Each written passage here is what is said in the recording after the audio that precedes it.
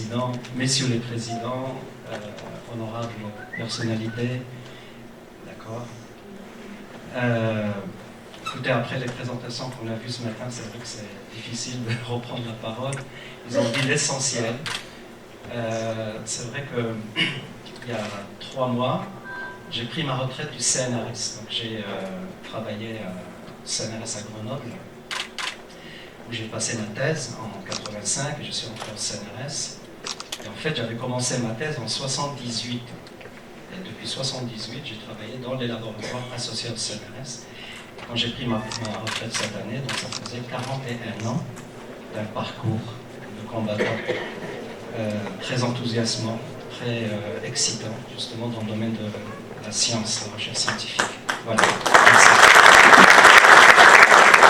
Et je crois que ce n'est pas un hasard que la capitale spirituelle et scientifique, d'une certaine manière, du Maroc, qui est Fès, que je sois né ici, donc c'est pas un hasard.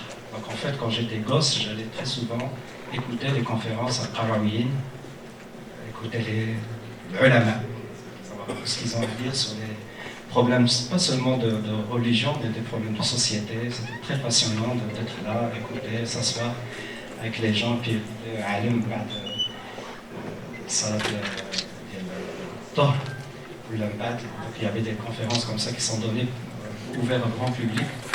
Et c'était vraiment les premières, disons, inspirations que j'avais, c'était ça. Et après, donc, j'ai commencé à faire des études, en particulier au lycée Moulay-Rachid. J'avais trouvé qu'il y avait une relation entre l'algèbre arabe, entre la grammaire arabe et l'algèbre. Il y a une telle logique dans la langue arabe, d'une beauté et d'une rigueur, qui est une rigueur mathématique.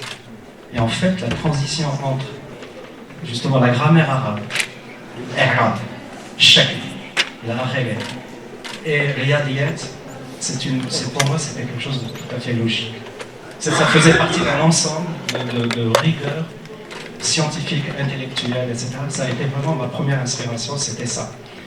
Et en fait, j'étais au départ plutôt un littéraire qu'un scientifique.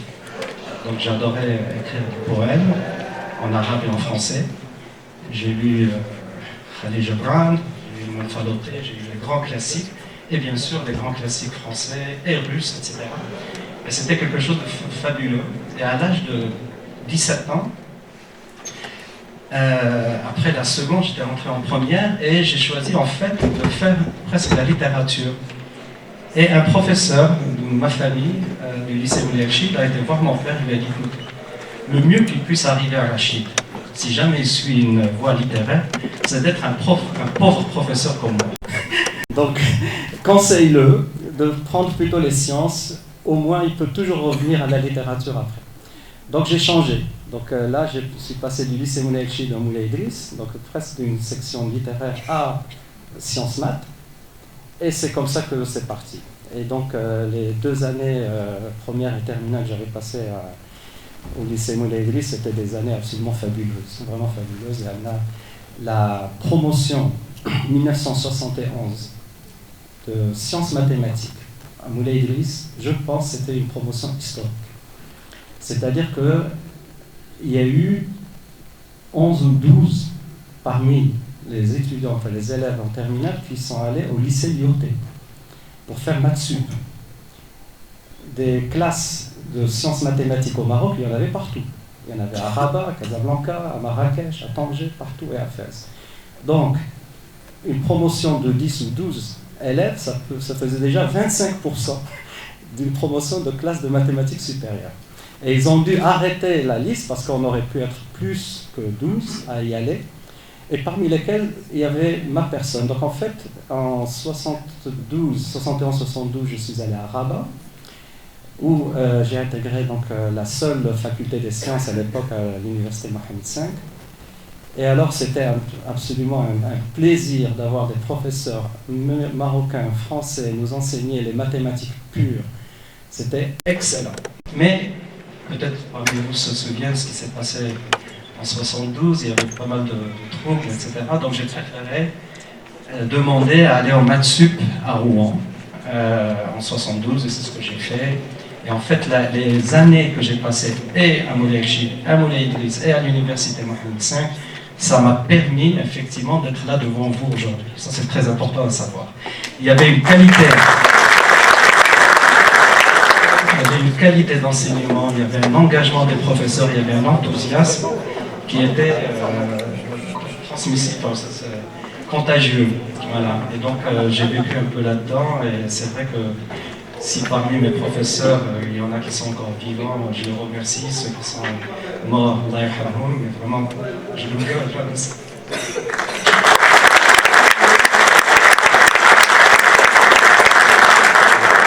Alors, aujourd'hui, je vais vous parler des batteries au lithium. Donc, effectivement, c'est un sujet qui devient de plus en plus important.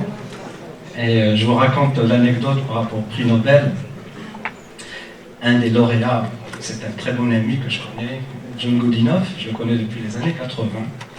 Et c'est quelqu'un qui aurait pu être là avec moi, mais il a 97 ans, le pauvre il ne bouge pas facilement et tout. Et la petite anecdote, c'est que le prix Nobel est annoncé à midi à l'heure en Suède, donc c'est la même chose qu'en France, ce qui correspond à peu près, je ne sais pas, 3 heures du matin, juste comme ça, là où il était au Texas. Et donc, il a une dame qui s'occupe de lui, elle a vu son âge, qui frappe, entre dans sa porte, dans sa chambre, et lui dit « Professeur, vous avez le prix Nobel ».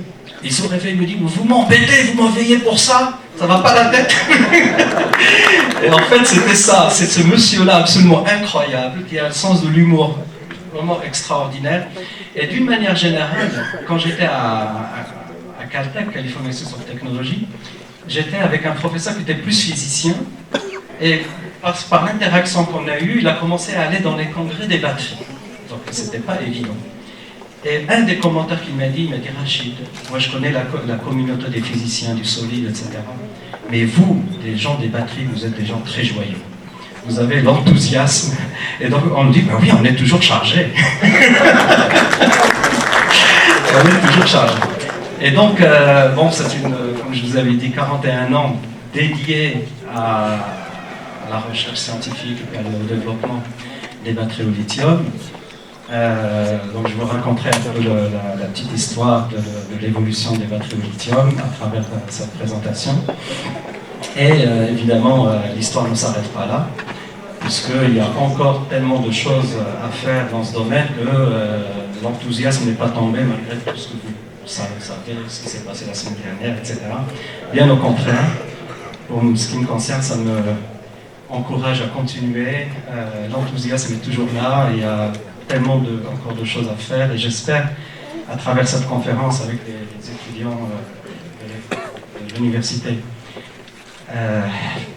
privée de Fès, et à travers eux, tous les étudiants du Maroc, dire que voilà, il y a encore des choses à faire, et je serais heureux de communiquer avec eux, voir si on peut les accompagner dans des projets, etc. Et j'espère revenir à Fès le plus souvent possible. Voilà. Alors, donc, je vais vous parler d'abord des batteries au lithium. Bon, vous les avez toutes dans vos mains, grâce au téléphone portable. Et puis, je vais vous parler des prix, et puis des problèmes qui se posent encore. Donc, ça ouvre un peu ce qu'il y a encore à faire pour l'avenir, et puis donc les solutions que nous, on apporte à tous les problèmes qu'on voit à l'horizon des batteries au lithium, parce que l'histoire n'est pas encore finie. Alors, très simple, la première chose, c'est quoi une batterie au lithium? Une batterie au lithium, en gros, vous avez 3 composants principaux.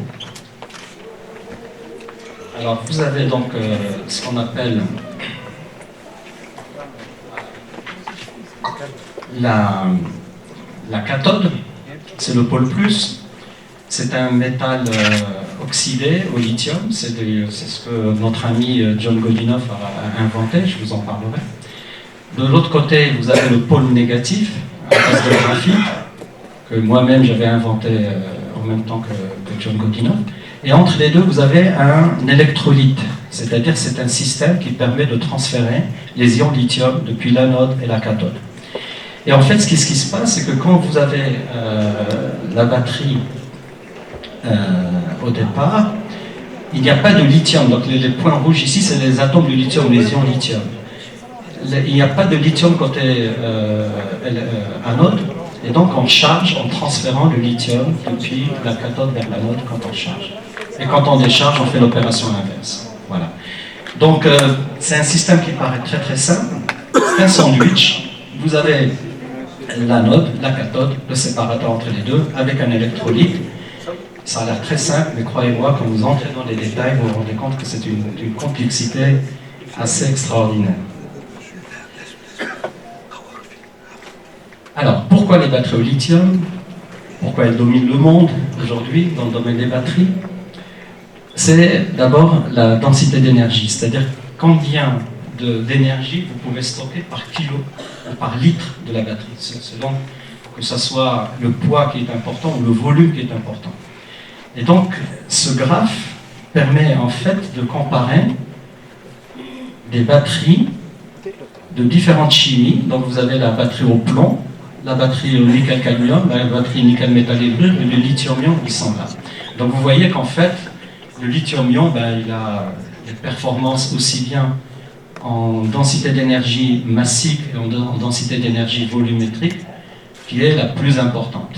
Donc ça c'est très important, ça veut dire que bon, finalement vous avez entre le plomb et le lithium-ion un facteur 5 en densité d'énergie. Donc il vous donne 5 fois plus d'énergie par kilo ou par volume, par litre. La batterie au plomb, elle est toujours très populaire quand vous démarrez votre voiture le matin. C'est cette batterie-là qui vous permet de démarrer votre voiture. Elle est très robuste, il n'y a pas besoin d'avoir une grosse densité d'énergie, mais par contre, elle a une densité de puissance, c'est-à-dire qu'elle peut démarrer un moteur de voiture en quelques secondes. Voilà, donc elle a beaucoup de puissance. Et puis toutes ces batteries-là, alors celle-là a été découverte, enfin développée au milieu du 19e siècle.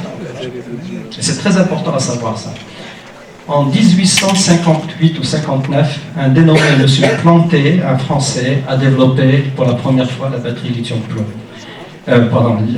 plomb acide, et elle est toujours utilisée aujourd'hui. Et quand on me pose la question, qu'est-ce qu'il y a au-delà des batteries au lithium-ion, je dis, oh, écoutez, la batterie lithium-ion, en 2250, elle sera encore là. Donc ça, pour moi, il n'y a aucun doute, parce que réaliser une batterie rechargeable, ça fait partie presque des miracles de la physique et de la chimie. C'est pas évident. Et je peux vous expliquer un peu pourquoi. C'est pas du tout évident d'amener une nouvelle chimie qui vous permette de faire des milliers de cycles qui soient sûrs, qui soient non polluantes, etc., etc. Et donc, ce qui fait que maintenant, pour ce que je pense aujourd'hui, j'espère que je me trompe, qu'il n'y aura pas, d'ici les 25 ou 30 ans prochains, une autre batterie meilleure que la batterie lithium.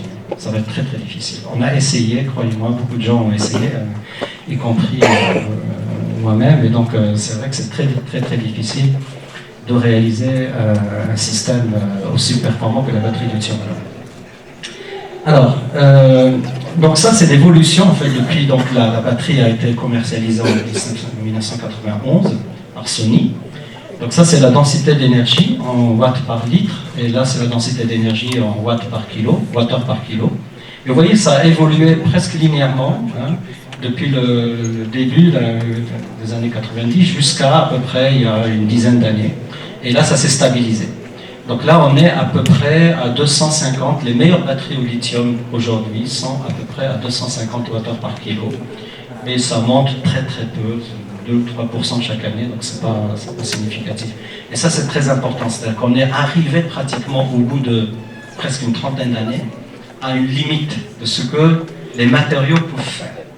Alors à moins que le futur prix Nobel de chimie arrive avec une idée absolument out of the box, comme on dit, à laquelle personne n'a pensé, et voilà, j'ai une nouvelle anode, j'ai une nouvelle cathode, et à ce moment-là je peux faire un saut entre 250 et peut-être 400 ou 500 wattheures par kilo. C'est pas impossible, mais c'est très très très difficile. Alors l'autre chose aussi, pourquoi les batteries au lithium sont si importantes, c'est par rapport à la densité de puissance. Donc en fait, là, on compare plusieurs batteries, c'est-à-dire que l'énergie que vous donne une batterie dépend de la vitesse à laquelle on va la décharger. C'est comme une voiture, vous remplissez votre réservoir d'essence et la distance que vous allez parcourir va dépendre de la vitesse. Plus vous allez vite, moins vous allez loin. Donc c'est presque un proverbe ça. Et donc c'est pareil pour les batteries, c'est-à-dire que vous chargez une batterie à 100%, si vous la déchargez en 5 heures, elle va vous donner une certaine quantité d'énergie. Si vous la déchargez en une demi-heure, elle vous donnera que la moitié. Et donc en fait, quand vous augmentez la vitesse de décharge, là, vous voyez que l'énergie, elle diminue. Voilà.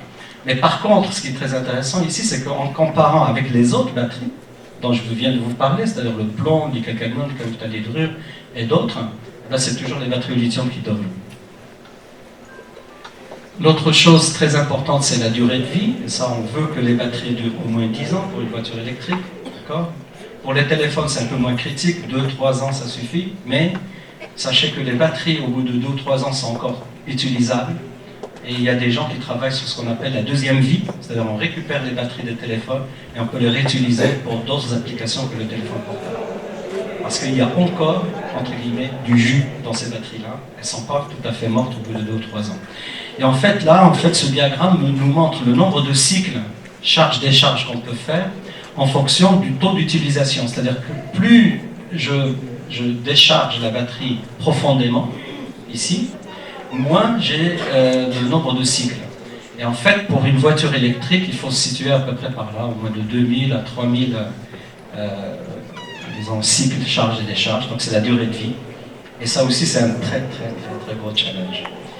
Pour arriver, juste pour donner, sans être trop mathématicien, si vous voulez avoir 1000 cycles d'une batterie, il faut qu'à chaque fois que vous chargez et vous déchargez, le rendement, c'est-à-dire combien d'énergie vous mettez et combien d'énergie vous récupérez, doit être de 4,9, c'est-à-dire 99,99%. Si vous prenez 99,99% et vous le mettez à la puissance 1000, vous allez voir que vous tombez à 80%. Et à 80%, c'est ce qui est considéré comme la fin de vie d'une batterie dans une certaine application. D'accord ? Donc c'est pour ça que les batteries au lithium sont une sorte, sans vouloir exagérer, une sorte de miracle de la physique et de la chimie. Il n'y a pas de réaction chimique connue qui a un rendement de 4 fois 9. Il n'y en a pas. Donc quand ça se produit dans les batteries, c'est vraiment quelque chose d'absolument incroyable. Donc voilà, donc en fait, par exemple, dans les satellites qui tournent autour de la Terre, donc ils ont des périodes de rotation autour de la Terre d'une trentaine de minutes à peu près. Il y a eu un moment où ils sont face au Soleil, donc ils chargent les batteries, et de l'autre côté, ils sont dans la nuit, et donc ils peuvent, pendant les 10-15 minutes où ils reçoivent l'énergie solaire, ils se chargent, mais ils vont se charger seulement à 10%. Et à ce moment-là, vous allez avoir des dizaines de milliers de cycles. Ce n'est pas un problème. D'accord ? Par contre, si vous prenez une voiture électrique et vous la chargez au maximum, vous la déchargez au maximum, là, vous allez réduire la durée de vie de la batterie. Alors, le prix, ça aussi c'est quelque chose d'assez extraordinaire, le prix a chuté, c'est-à-dire que quand Sony avait sorti la première batterie au lithium en 91, il fallait payer $5000 chaque kilowattheure. $5000 chaque kilowattheure. On est tombé aujourd'hui à 176, depuis 5000. Donc en moins de 30 ans, le prix a été divisé presque par 100. C'est assez extraordinaire. Et donc tout ça, pourquoi ? Parce que d'abord il y a la production, la masse. Donc en 2018, il y a eu 8 milliards de batteries qui ont été fabriquées dans le monde. Et ça augmente de 15 à 20% chaque année. Et aujourd'hui, c'est la Chine qui domine le monde dans ce domaine-là. Ils occupent à peu près 65% du marché mondial. Parce que, bon, ils ont fait ce qu'il fallait au bon moment. Moi, j'ai suivi ça. J'étais en Chine en 95-96. Ils ne savaient pas fabriquer la batterie au lithium. Et maintenant, ils sont le leader mondial parce qu'ils ont fait les efforts qu'il fallait.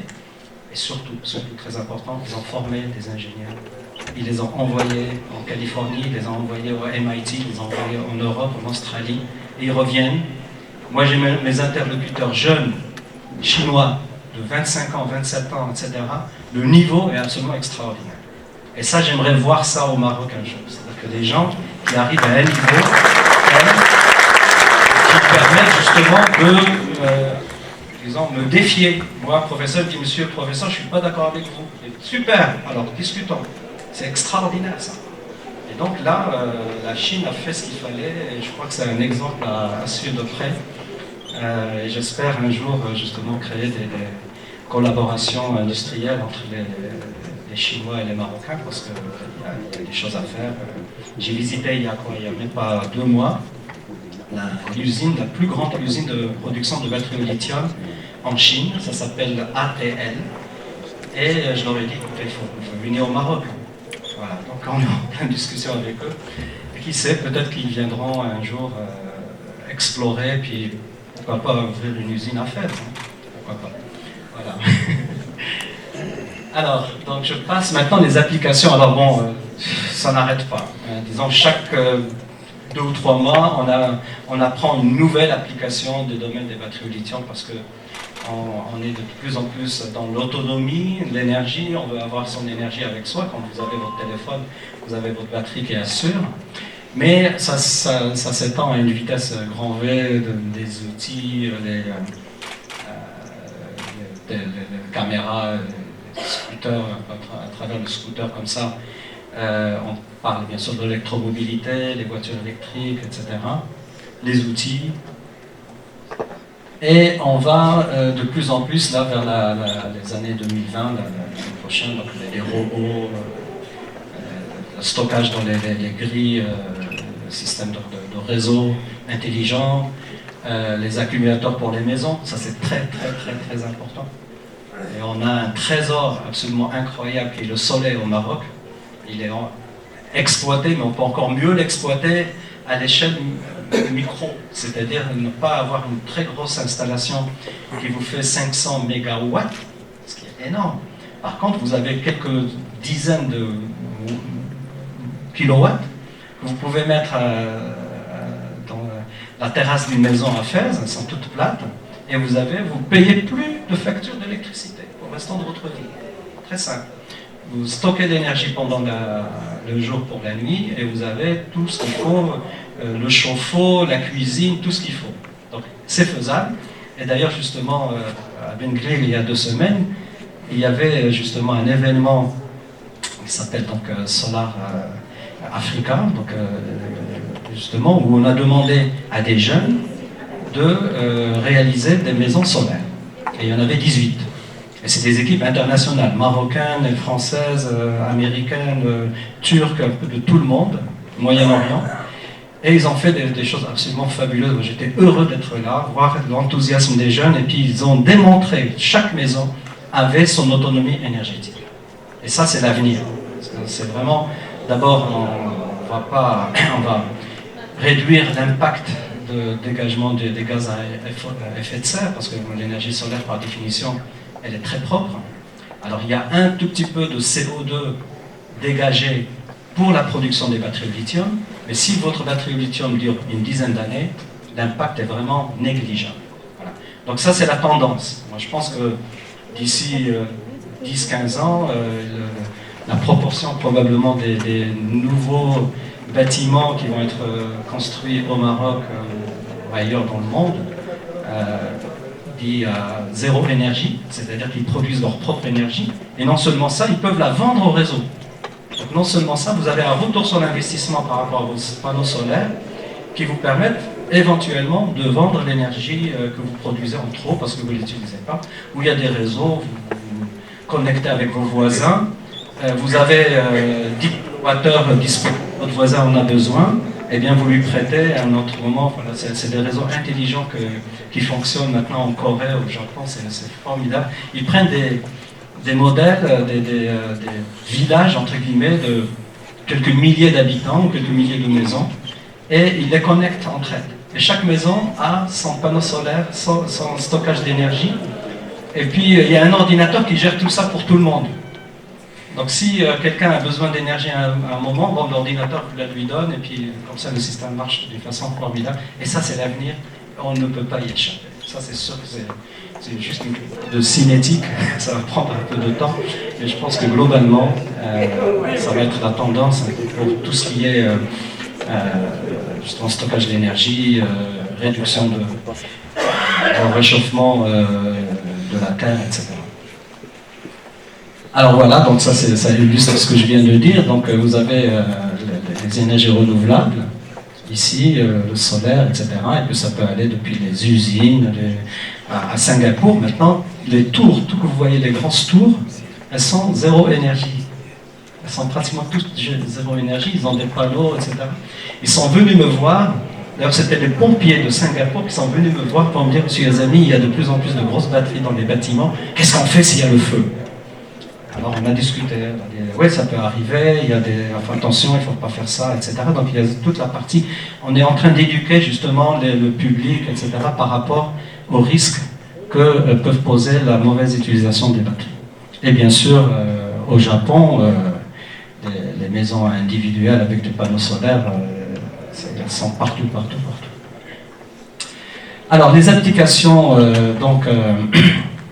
télécommunications, énergie storage de 20%, tout ce qui est électromobilité, les outils, et beaucoup d'autres choses. Donc c'est en train de prendre des proportions absolument extraordinaires, ça se développe chaque jour.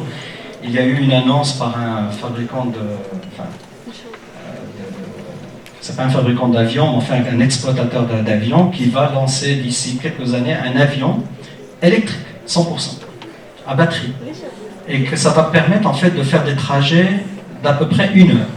Donc entre 500 km et 600 km. Vous imaginez un peu le réseau marocain, en 1 heure, vous êtes de Casablanca à Agadir ou partout, vous pouvez aller, à partir de Casablanca ou de Fès. Donc c'est l'avenir aussi. Voilà, donc énergie solaire, vous stockez, vous chargez vos batteries, vous décollez, ça vous revient pratiquement rien du tout. C'est juste l'investissement au départ sur les batteries et sur le système de chargeur. Alors, bon, je passe là-dessus parce qu'il y a beaucoup de graphes pour montrer ce que je viens de dire, illustrer les différentes applications, comment ça va évoluer jusqu'à 2025. On va pratiquement atteindre facilement, d'ici 1 ou 2 ans, les 100 milliards de dollars de marché. Et ça augmente. Ça n'a pas connu la crise de 2008, etc. Même pendant le milieu de la crise financière de 2008, les gens continuaient à acheter des téléphones portables. Donc l'industrie des batteries au lithium a continué à augmenter sans aucun problème. Voilà, donc maintenant on parle bien sûr des voitures électriques, de ce qu'on appelle les voitures hybrides. Alors une voiture hybride a 2 systèmes, disons, d'énergie, des batteries qui stockent l'énergie et qui font tourner le moteur de la voiture, donc le moteur électrique, et vous avez un système de combustion interne, un moteur de combustion interne, qui génère l'électricité qui charge les batteries. Donc ça s'appelle un système hybride, et c'est maintenant connu, vous pouvez acheter une voiture hybride aujourd'hui au Maroc, il y a plein de fabricants asiatiques et européens qui fabriquent cette voiture. Et vous avez EV, c'est-à-dire batterie électrique véhicule à base de batterie seulement, 100%.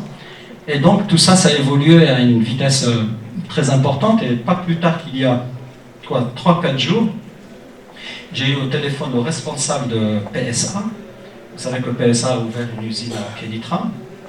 Et il m'a dit, Rachid, c'est notre intention de fabriquer des voitures électriques au Maroc. Alors je dis, il faut qu'on fasse les batteries. Il faut préparer les batteries, parce que s'ils viennent ici, ils ont besoin des batteries, il faut que ce soit des batteries marocaines. Et on peut le faire. Et ça, depuis 2014, j'arrête pas de me répéter, nous avons les phosphates, nous avons le fluor, nous avons tous les composants pour fabriquer des batteries au lithium, il faut juste un peu de bonne volonté, et l'argent, on le trouve, c'est pas un problème. Vous allez frapper les portes des grands investisseurs qui viennent, mais il faudrait qu'il y ait un projet marocain, national, sur le développement des batteries au lithium, parce que tout le monde s'y met, même l'Europe, avec beaucoup de retard, cette année, enfin, la France et l'Allemagne ont décidé de mettre 6 ou 7 milliards de dollars pour produire des batteries au lithium. Parce qu'ils se sont rendus compte que le marché des voitures électriques est en Europe et la production des batteries est en Chine. Vous imaginez un peu ce que la Chine peut exercer comme, disons, pression, justement, sur l'Europe par rapport aux batteries. Donc ça devient stratégique. Très important. Donc, il n'est jamais trop tard, même au Maroc, il n'est jamais trop tard pour commencer quelque chose dans ce domaine-là. Et il y a des scientifiques, je ne sais pas si vous avez entendu parler de mon ami Khalil Amin, qui est donc un Marocain, qui a fait sa thèse à Bordeaux, qui a travaillé au Japon, comme moi aussi j'étais au Japon.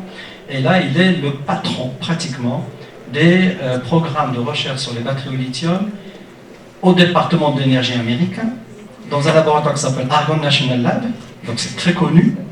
Et il a reçu cette année, mais j'essayais de faire un peu de publicité pour lui, il me dit, Rachid, s'il te plaît, laisse-moi tranquille, j'ai pas envie de faire ça. Il a reçu un prix le plus prestigieux en Russie qui lui a été remis la semaine dernière par Poutine. Et on n'est même pas au courant. Ouais. Donc ces gens-là, quand vous leur parlez, ils disent, nous sommes Marocains, on a envie de faire quelque chose. Faites-nous appel, on vient. Donc il n'y a pas de problème. Lui, je ne vous cache pas, il serait plus efficace que moi, parce qu'il a travaillé réellement sur des projets industriels avec des partenaires dans le monde. Et donc, le scientifique dans le domaine des batteries le plus cité au monde, le scientifique le plus cité au monde dans le domaine des batteries, c'est un Marocain. Donc c'est quand même quelque chose. Alors je vous raconte un peu l'histoire, très brièvement, des batteries au lithium, parce que quand même ça ne tombe pas du ciel, hein, comme vous pouvez imaginer. Je vais essayer d'être un peu synthétique très rapidement pour que les gens ne soient pas trop perdus dans les détails. Donc ça commence en fait, les batteries au lithium, il y avait des idées de la NASA dans les années 60 pour utiliser le métal lithium comme anode, etc. Mais ça n'a jamais beaucoup abouti. Et en fait, pour une raison qui est peut-être pas toujours facile à expliquer, mais enfin quand même, ce sont les Japonais qui ont toujours été les leaders mondiaux dans l'introduction des batteries au lithium. Aussi bien les piles, ce qu'on appelle les piles, ce sont des systèmes non rechargeables, et on les achète, les piles boutons, pour tout ce qui est remote control, etc. C'est des piles à base de lithium oxyde de manganèse ou de lithium carbone fluoré.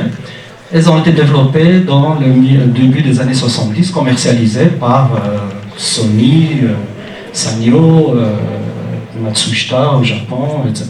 Donc ça a eu un succès fou et elles sont toujours là. Et elles représentent quand même 4 ou 5 milliards de dollars, hein, c'est pas négligeable, donc ça continue. Milieu des années 70, mon collègue et ami, Stanley Whittingham, a introduit la notion, alors ça c'est très joli, ça c'est ce qui différencie le prix Nobel de Stockholm et le prix Nobel de Washington. Le prix Nobel de Stockholm, c'est plus spirituel, c'est plus intellectuel. Si vous avez un concept, même si ça ne marche pas, eh bien vous pouvez avoir le prix Nobel. D'accord ? C'est un concept. Et il est venu avec le concept des matériaux d'insertion. C'est le premier qui a dit, si on utilisait des matériaux d'insertion, on pourrait faire une batterie rechargeable. Ça suffit. Il a monté une batterie qui n'a jamais marché, qui a explosé. Et donc Exxon ou Esso, qui à l'époque finançait ses recherches, ils ont arrêté. Elle n'a jamais eu aucune commercialisation de cette batterie au lithium au milieu des années au début des années, milieu des années 70. Et après, donc la fin des années 70, exactement 79 en fait, début 80, un Big Bang s'est produit. C'est rare dans le domaine de la science que deux découvertes furent inventées ou trouvées la même année. Donc mon ami John Godinoff, 97 ans, le plus vieux, la personne la plus âgée à avoir reçu le prix Nobel la semaine dernière, il a découvert la cathode à base de lithium cobalt oxyde. Cobalt, ça vous dit quelque chose? C'est au Maroc. On en a des tonnes et des tonnes de cobalt. D'ailleurs, tout le cobalt marocain va en Chine aujourd'hui. Voilà. J'ai dit arrêtez de faire souffrir le cobalt. Il va du Maroc en Chine, il nous revient dans nos téléphones portables. Alors, arrêtez, il voyage trop. Il faut qu'il reste ici. Et votre serviteur, en la même période, début 80, j'ai trouvé l'anode en graphite. Voilà. Alors, 5 ans après, donc en 1985, Akira Yoshino, que je vais rencontrer d'ici la fin du mois à Tokyo, c'est un très bon copain, un ami, qui a reçu aussi le prix Nobel. Donc il a rassemblé la cathode de John Godinoff et une anode qui était moins bonne que la mienne, pour fabriquer le premier prototype de batterie qui marche. D'accord? Et donc, 1991, Sony a commercialisé pour la première fois la batterie au lithium. Dans les Walkman, je ne sais pas dans la salle, parmi les jeunes, ça leur dit quelque chose. Mais le Walkman, c'était quelque chose. Il fallait un système rechargeable. Et donc, ils ont été les premiers. Et d'ailleurs, en 90, disons 6 mois avant la commercialisation, j'étais invité au centre de recherche de Yokohama de Sony. Et il y avait un dénommé Nishi, je vous le montrerai tout à l'heure. Ils m'ont accueilli, moi j'étais même pas au courant, ils m'ont accueilli, donnez-nous une conférence, je donne la conférence, on va déjeuner et on revient, grande réunion dans la grande salle de réunion de Sony. Et c'était assez, disons, spécial comme situation. Vous avez une grande table ovale et vous avez tous les Japonais en face de moi et moi tout seul de l'autre côté. Et je disais aux Japonais, non, incroyable. Et donc, Monsieur Nishi prend la parole en me remerciant, etc. Il me dit, bah voilà, vous êtes le premier scientifique, japonais, pas japonais, etc., à apprendre la nouvelle. Dans quelques mois, nous allons commercialiser la batterie au lithium et nous allons utiliser votre anode. Ça fait quelque chose. Voilà, donc maintenant, depuis le milieu des années 90, alors que la cathode de John Godinoff a pris des variantes différentes, on n'a pas trouvé mieux que le graphite. Donc pratiquement, la chance que dans votre téléphone vous ayez du graphite comme anode est de 99%. Donc c'est quelque chose, j'en suis très très fier. Et ça, en fait, ce que j'ai en partage avec John Godinoff, c'est que tous les deux on dit, franchement, on ne l'a pas fait exprès. C'est-à-dire que lui, il travaillait sur le magnétisme bidimensionnel. Et l'ICO2, c'est un matériau magnétique lamellaire. Et moi, je voulais juste me poser la question, est-ce que je peux rentrer et sortir du lithium dans le graphite dans une cellule électrochimique? C'est une question très basique, très simple. Et croyez-moi, quand on a vu les résultats, que ça marchait, ça nous a pris presque 1 mois pour réaliser que ça peut être une anode pour une batterie rechargeable. Donc c'était pas évident au départ, c'était juste une question scientifique, est-ce que je peux rentrer du lithium et le sortir du graphite? C'était vraiment très fondamental. Et voilà, donc ça a pris l'ampleur que ça a pris aujourd'hui. Est-ce que moi je pouvais en 1980 dire que maintenant, au jour d'aujourd'hui, en 2019, c'est la note qui est utilisée dans 99% des batteries? Impossible de le dire, impossible de le dire. Alors il y a eu des reconnaissances évidemment internationales, et la première, ça a été en 2012. Je ne sais pas si, probablement vous connaissez, il manque un I ici, c'est dans l'Institut des ingénieurs électriciens, électroniciens dans le monde. C'est la plus grande organisation professionnelle du monde avec 500 000 membres à travers le monde. IEEE. John Godinoff, il était là, Yoshino, il était là, votre serviteur, et puis les présidents de IEEE qui étaient là. Donc on avait reçu ce prix qui s'appelle la médaille de l'environnement et de la sécurité, de technologie. Voilà. Donc ça a été la première reconnaissance internationale en 2012. Alors ça a été suivi par le prix Draper dont on nous a parlé. En fait, la petite histoire du prix Draper, c'est que l'Académie nationale des ingénieurs américaine, National Academy of Engineering, ils ont fait une délégation, ils sont allés à Stockholm pour discuter avec le comité du prix Nobel. Et ils ont dit, écoutez, nous, on veut financer un prix Nobel des ingénieurs. Comment ça se fait que les ingénieurs font tellement de choses merveilleuses dans le monde et que ce ne soit pas reconnu par le prix Nobel? Et qu'est-ce que les gens du prix Nobel ont ressorti? C'est le testament de M. Nobel, qui dit, ben non, il n'a pas prévu de donner un prix Nobel aux ingénieurs. Il dit, très bien, ben on va créer un. Ils sont revenus à Washington, ils ont créé le prix Draper, qui chaque année, ou même des fois, il y a des années où il n'y a pas de prix Draper. C'est-à-dire qu'il s'y trouve pas le candidat qui convient exactement, il y a des années où il saute. Donc, par exemple, il y a 2 ans, il n'y a pas eu de prix Draper, alors que chaque année, il y a un prix Nobel. Alors voilà, donc ça a été un moment inoubliable. Alors donc, vous reconnaissez toujours John Godinoff, 2 années après, c'était moi qui le prenais. Je dis, je te prends comme mon père ou mon grand-père. Donc c'est moi qui le conduisais à son siège quand on le transportait, etc. Et là, il y a Yoshino qui a reçu aussi le prix Nobel, votre serviteur, et ce monsieur-là, Nishi, qui était donc le vice-président de Sony, qui m'avait accueilli, que je vois très régulièrement. Voilà, et donc on était... alors, en fait, le monsieur qui est là, qui est le secrétaire général de la Fondation Draper, a fait un discours, il a dit, nous, Fondation Draper, nous reconnaissons que des inventions qui marchent. Ça marche. Et en gros, il a dit, il faut que l'invention touche au moins 1 milliard de personnes sur Terre. Voilà. À partir du moment où ça touche 1 milliard de personnes, on le reconnaît. Le prix Nobel, pas du tout. Whittingham, pour lequel j'ai beaucoup d'amitié, il n'y a aucun problème, il a inventé quelque chose qui ne sert strictement à rien, mais quand même, il a été reconnu par le prix Nobel, et c'est tant mieux pour lui, c'est super. Moi, je suis très heureux pour lui. Voilà. Donc, voilà. Donc, c'est la différence, en fait, entre le prix Nobel, disons, le vrai prix Nobel, et le prix Nobel des ingénieurs, le Draper Prize, qui reconnaît que les inventions qui ont marché. Donc, voilà, on est tous les 4, très heureux.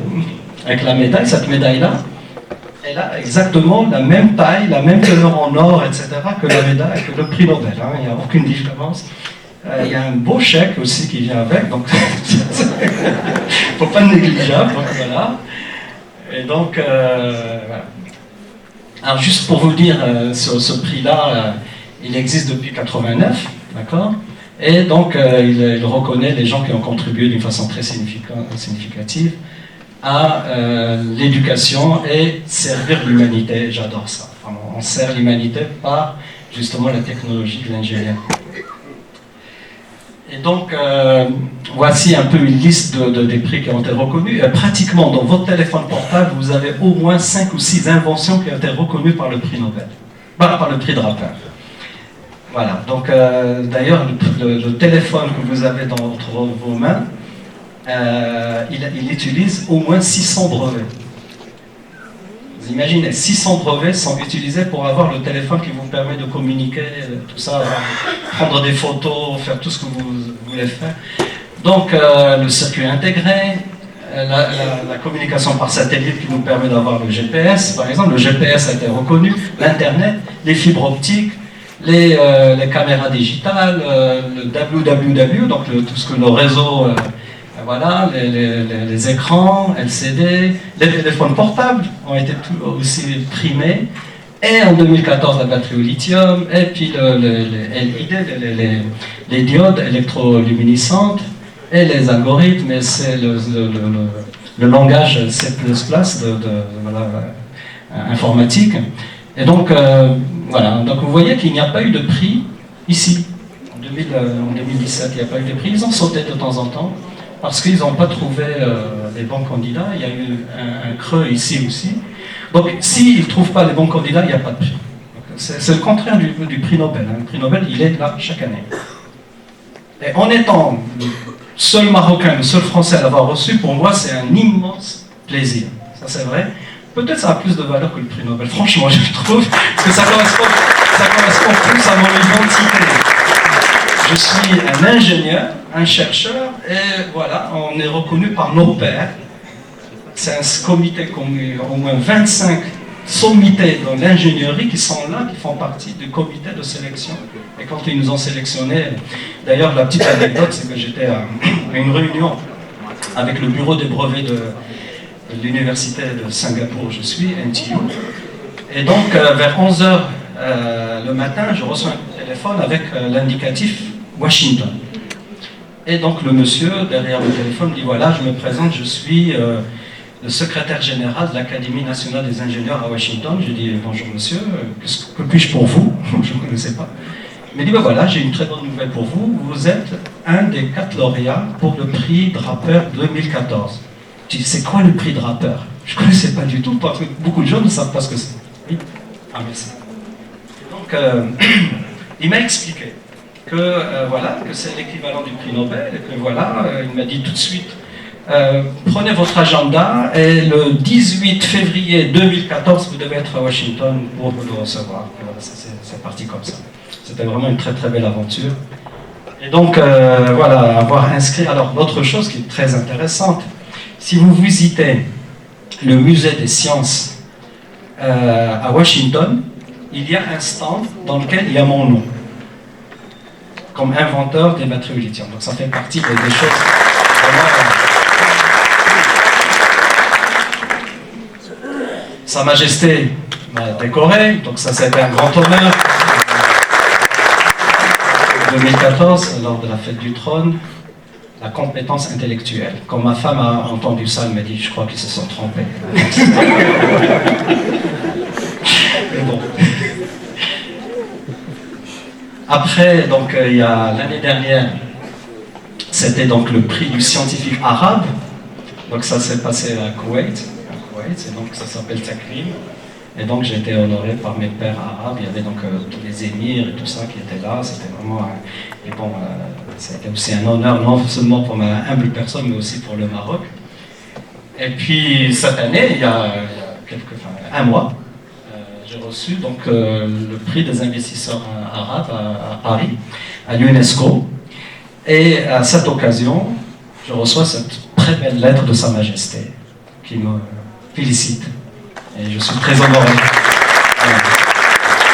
Voilà. Je vais la mettre sous cadre, etc. Donc c'est la 3e lettre que je reçois de Sa Majesté. C'est quand même un grand, grand honneur qu'à ce niveau-là, la science soit reconnue et je le remercie. Ah, le prix Nobel. Voilà. Donc peut-être pour la première fois, vous voyez la tête de notre ami Whittingham. Les deux, le japonais Yoshino et Godinov, vous êtes familier avec eux. Et donc voilà, donc en fait la règle du prix Nobel, c'est qu'il n'y a au maximum que 3 qui peuvent l'avoir. Alors que le drapeur, on peut aller jusqu'à 4. D'accord ? Le prix russe qu'a reçu mon ami Amin Khalil, il peut y avoir 4 personnes, il n'y a pas de problème. Mais le prix Nobel, c'est comme ça, hein, c'est les règles. Donc si on avait étendu à 4, je pense que ma photo aurait été ici. Mais elle le saura un jour. C'est pas un problème. Voilà. Donc tous ces gens-là, je les connais bien sûr depuis les années 80. On se rencontre à l'occasion des congrès et tout ça.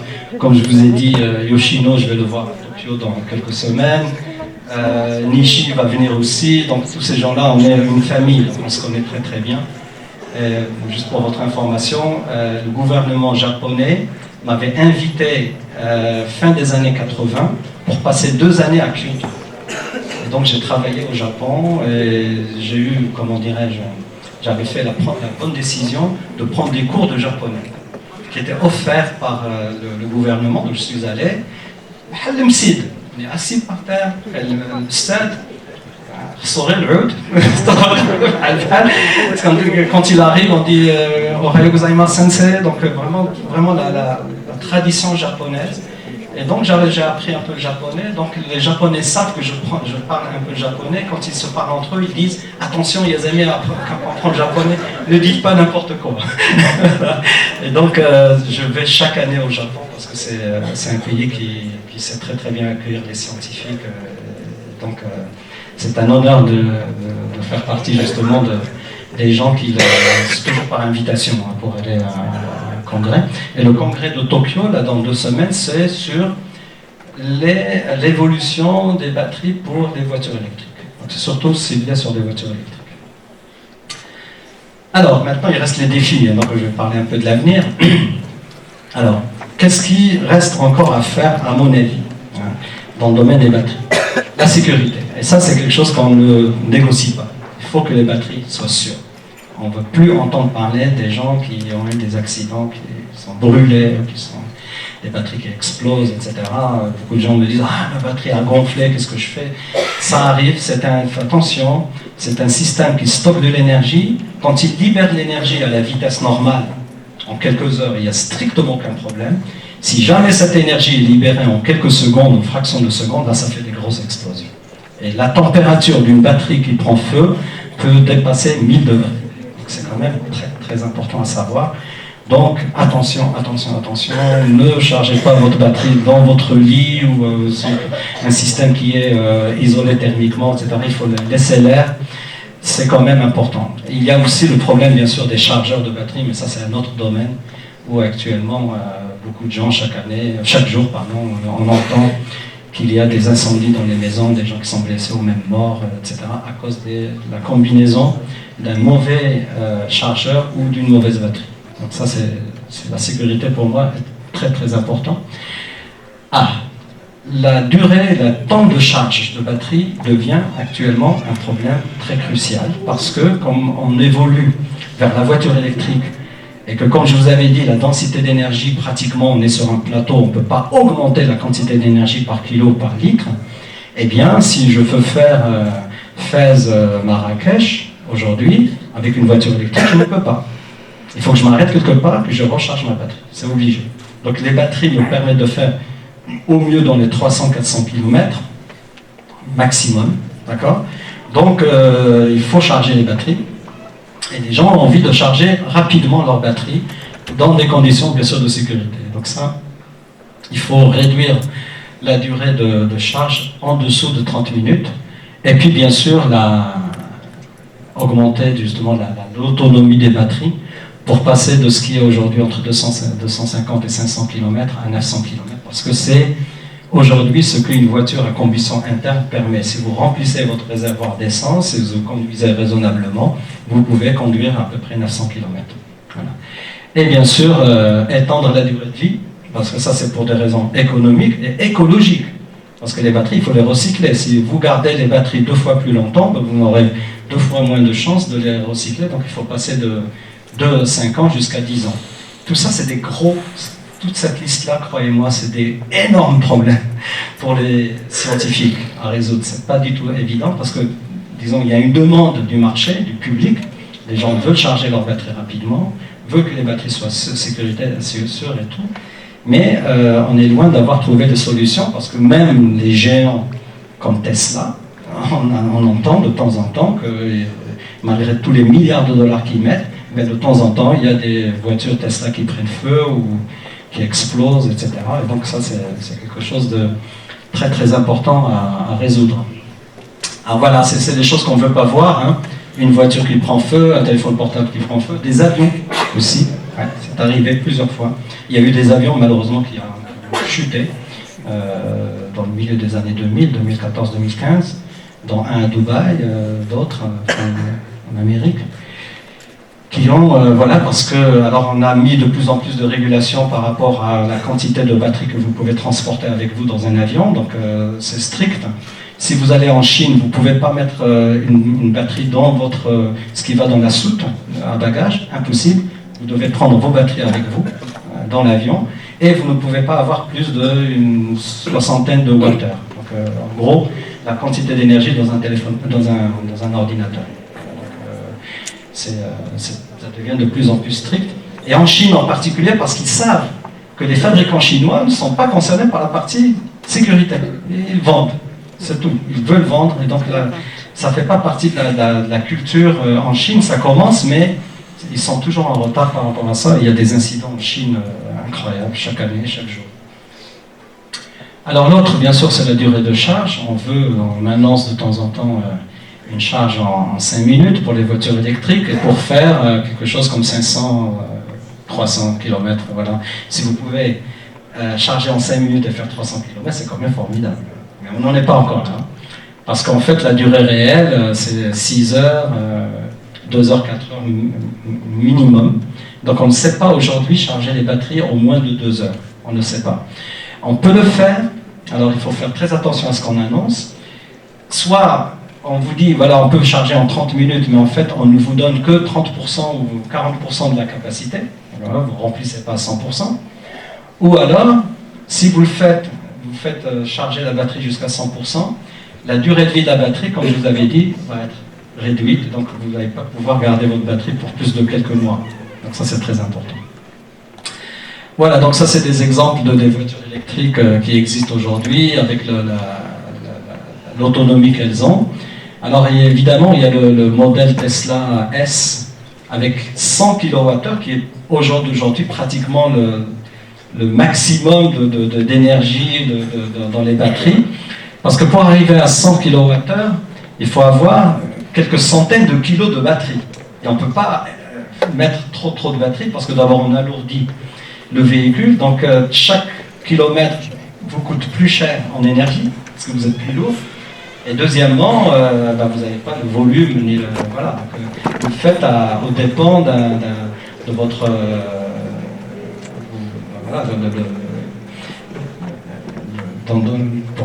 Au dépend des valises ou des choses comme ça que vous allez transporter avec vous. Alors, les solutions. Alors, là, actuellement, je vais introduire la notion, ce qu'on appelle l'interdisciplinarité entre la science des matériaux, ce qu'on va mettre dans la batterie, et la gestion de ces batteries de façon intelligente. Donc, c'est l'intelligence artificielle. Donc, on ne peut pas ignorer tous les progrès qui ont été accomplis les 5 ou 10 dernières années dans l'intelligence artificielle. Et j'étais dans un séminaire il y a même pas un mois à Singapour, dans mon université à Singapour, et on a parlé de l'intelligence artificielle. J'étais le seul à parler justement de cette intersection non vide entre les batteries et l'intelligence artificielle. Et croyez-moi, il y a eu une réponse extraordinaire. Il y a un monsieur qui m'a dit: Rachid, je vais t'arranger un rendez-vous avec Elon Musk, le patron et c'est prévu. On va se voir. On va shake hands, prendre des photos. Et je dis: mon vieux, tu as intérêt pour l'avenir de ta compagnie à trouver des solutions pour la sécurité des batteries. Ça va se faire, je pense, d'ici la fin de l'année ou 2020. Alors, qu'est-ce qu'on a fait, nous? En fait, on a développé des puces intelligentes qu'on va mettre à l'intérieur des batteries ou à l'intérieur du chargeur pour déterminer un certain nombre de choses qu'on ne sait pas faire aujourd'hui. C'est-à-dire que moi, comme j'aime bien plaisanter, j'aime bien aussi un peu provoquer, parce que c'est par la provocation qu'on fait des fois avancer la science. Quand j'ai une réunion avec Panasonic, par exemple, j'amène avec moi une batterie de Panasonic, je la pose sur la table. Je dis: mesdames et messieurs, est-ce que quelqu'un peut me dire pour cette batterie quel est l'état de charge? Ils se regardent entre eux, ils disent: on ne sait pas. Je dis: honte sur vous. Vous êtes en 2018-2019 et vous ne savez toujours pas comment déterminer l'état de charge d'une batterie. On ne sait pas. Croyez-moi, ce n'est pas du tout un problème facile. D'accord? L'autre, c'est l'état de santé, state of health. Combien cette batterie a subi déjà de cycles? Ils sont incapables de le dire. Et bien sûr, l'état de sécurité. Peut-on prévoir si cette batterie va prendre feu ou pas? Voilà, donc en fait, la puce numéro 1 va permettre de résoudre ces problèmes-là. Et la puce numéro 2, en fait, c'est dans le chargeur. Donc, pour la première fois, le chargeur et la batterie vont dialoguer. Ils vont échanger des informations. Donc, dès que vous branchez votre chargeur sur un téléphone, le chargeur sait toute cette information, l'état de charge initial, l'état de santé et l'état de sécurité, pour appliquer un protocole de charge adapté à cette batterie-là. Donc, c'est du cousu humain, sur mesure. Voilà. On ne va pas charger toutes les batteries de la même manière, évidemment. Voilà. Donc, on a développé des programmes pour ça, et puis, voilà, un mot peut-être qui parle à certains d'entre vous, j'utilise l'entropie. Et un jour, j'ai annoncé, voilà, quand on prend sa retraite, on prend des libertés par rapport à ça. J'ai dit: si un jour, les batteries devraient communiquer avec l'homme, elles utiliseraient le langage de l'entropie.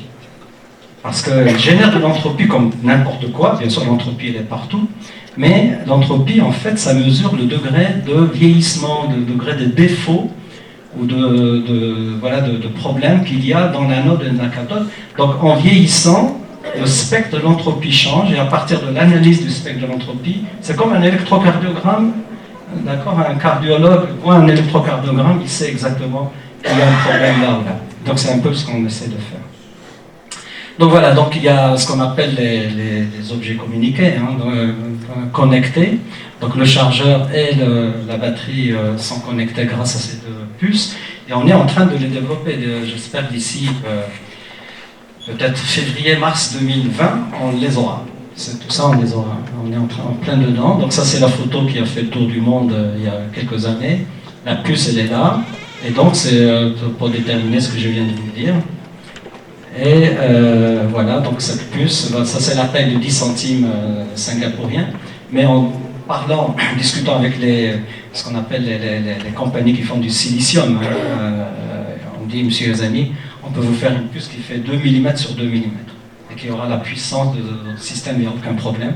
Donc ça c'est très très bien, et en plus il y a des technologies nouvelles, des nouveaux semi-conducteurs qui sont nettement plus efficaces, des rendements nettement plus élevés que le silicium qui vont être utilisés. Donc on va utiliser la technologie la plus avancée qui existe actuellement sur le marché pour développer ces systèmes. Alors je vous donne des exemples mais très rapidement, vous m'excusez, il y a des formules, bon voilà. Il y a une découverte que j'ai faite, je dis ça très humblement, qu'il y a une relation linéaire entre l'état de charge d'une batterie, son entropie et son enthalpie. Je ne rentre pas dans les détails, c'est absolument, ça, à mon avis, ça va changer la manière dont les gens, et croyez-moi, toutes les compagnies, y compris les chinoises, les coréennes, etc., on est en train de travailler avec eux là-dessus. C'est-à-dire que si vous mesurez l'entropie d'une façon hyper simple, en mesurant seulement la tension en volts et la température, si vous mesurez, vous combinez la température et la tension que n'importe quel système fait dans votre téléphone portable, vous avez des systèmes qui mesurent la tension et la température à chaque instant. Ça existe déjà, mais c'est juste convertir ces deux données en entropie qui n'est pas évident, et utiliser l'entropie justement pour déterminer l'état de charge, donc il y a cette fonction-là. Et donc, ce qu'on appelle la machine learning, justement dans l'intelligence artificielle, c'est les coefficients qui sont ici, vont changer avec l'état de santé, avec le vieillissement de la batterie, et donc le système ajuste les paramètres alpha-bêta au fur et à mesure, et donc on connaît l'état de charge et l'état de santé de la batterie au fur et à mesure qu'elle vieillit.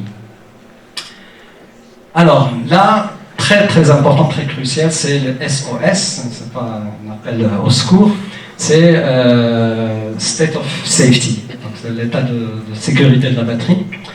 Et en fait, ce qui le plus souvent déclenche un événement thermique, ce qu'on appelle un thermal runaway, d'une batterie, c'est un court-circuit à l'intérieur. Donc je vous avais expliqué qu'il y avait l'anode et la cathode, qui est un séparateur entre les deux. Si par malheur, ce séparateur se brise et que les deux électrodes se mettent en contact l'un avec l'autre à l'intérieur, vous avez un court-circuit à l'intérieur, ça chauffe et ça explose. Voilà. Et au jour d'aujourd'hui, et donc j'étais il y a 2 ans à un forum organisé par le département de l'énergie américain, dans un laboratoire très connu qui s'appelle Sandia National Lab, à Albuquerque. Et c'était sur la sécurité des batteries.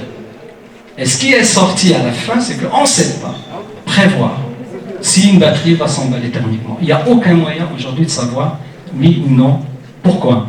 Parce que si le déclenchement d'un événement thermique, c'est le court-circuit, au départ, le courant est tellement faible, c'est quelques dizaines de microampères, sur un système qui fait 50 ampères-heure, énorme.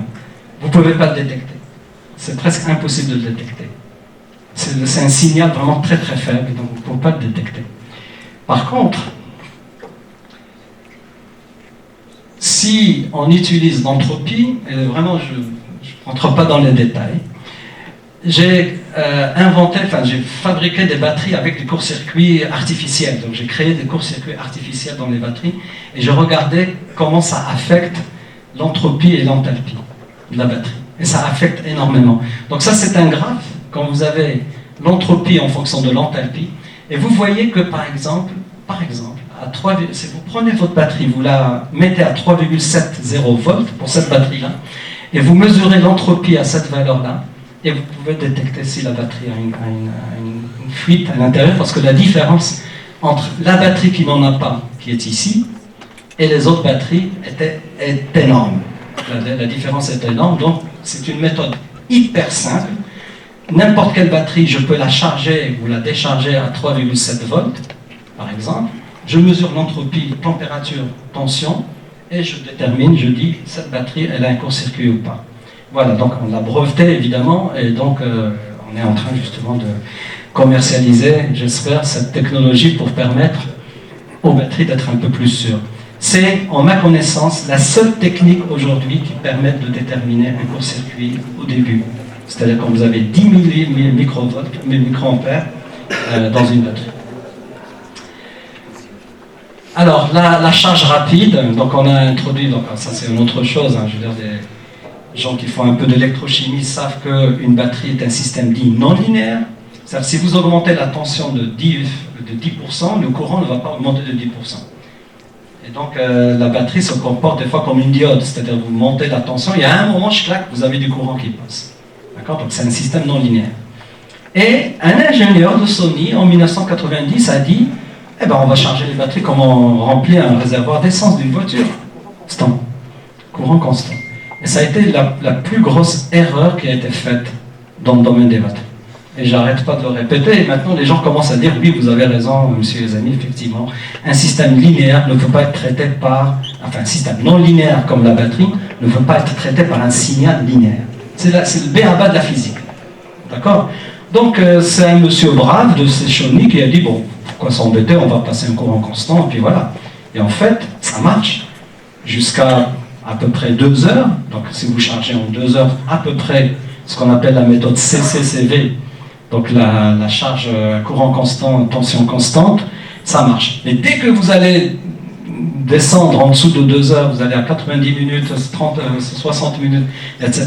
Et vous avez des explosions, la batterie n'accepte pas d'être chargée rapidement par cette méthode. Donc il faut développer une nouvelle méthode.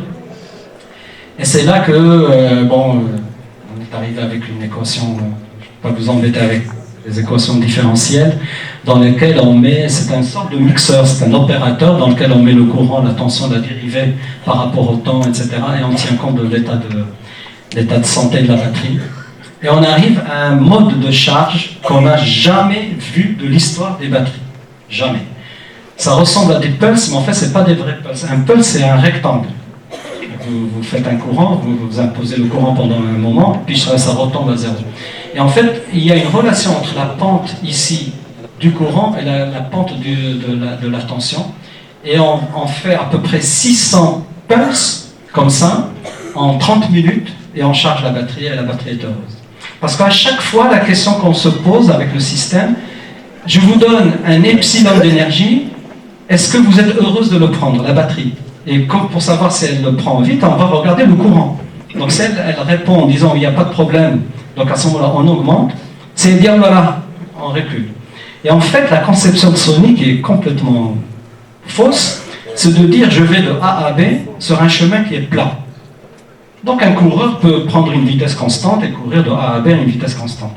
Maintenant, pour aller de A à B, c'est des hauteurs, des pentes, donc c'est pas linéaire du tout. Donc vous ne pouvez pas obliger le meilleur, disons, athlète du monde à aller à 30 à l'heure quand la pente fait 15%. Vous le tuez. Par contre, quand il descend, il peut faire plus. Donc en fait, c'est un peu ça. Donc on va au niveau, à chaque instant, la pente, positive ou négative, dépend de l'état de charge de la batterie et de son état de santé. Donc on arrive à ce système-là qui permet, on a presque battu le record mondial. J'espère que ça, voilà. Je reviens en arrière, pardon. Voilà. On a battu le record mondial du nombre de cycles, 1300, en chargeant la batterie en 30 minutes à peu près. Personne au monde ne fait ça. Et je vais en Chine, je leur montre ça, je vais au Japon, je leur montre ça. Personne ne conteste qu'on est le seul au monde à pouvoir réaliser plus de 1300 cycles en chargeant la batterie en une demi-heure. Alors, donc j'ai créé une entreprise qui s'appelle KVI. K, c'est Kelvin, la température. V, c'est Volta, bien sûr, la tension. Donc la combinaison de K et V, ça vous donne l'entropie. Et I, c'est Innovation. Voilà. C'est un holding, donc on voit grand. Donc on n'est pas très nombreux, mais enfin on est comment dirais-je, on a une vision de l'avenir. Donc il y a un holding et en fait on a partagé les activités en fonction du marché. Donc vous avez l'aérospace, vous avez les voitures électriques, vous avez le stockage d'énergie dont je vous ai parlé, les scooters, etc. Et puis tout ce qui est domestique, les rasoirs électriques et tout ça.